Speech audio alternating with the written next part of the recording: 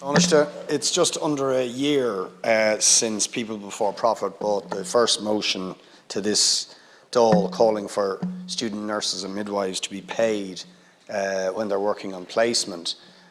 Today, they're still out there protesting, demanding that they are paid and respected for the work they do during placement. Now, I understand earlier you were saying there's going to be a slight increase for final year students and continuation just for the period of the pandemic of the pretty miserable and insulting €100 a week.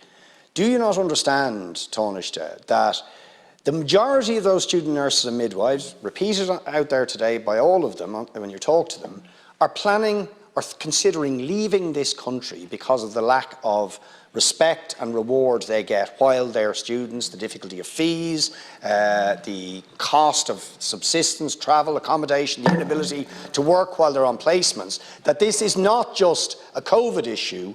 We need to pay our student nurses and midwives and support them if we're going to keep them in the public health service after they qualify.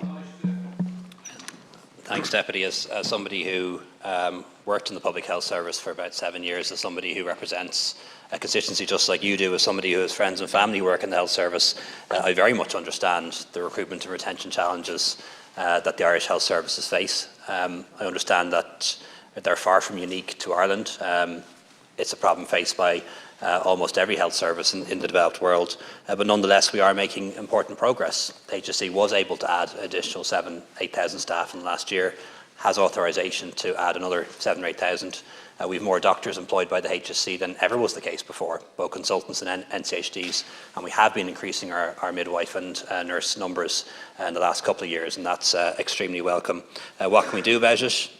Obviously pay increases that are happening across the public service can help.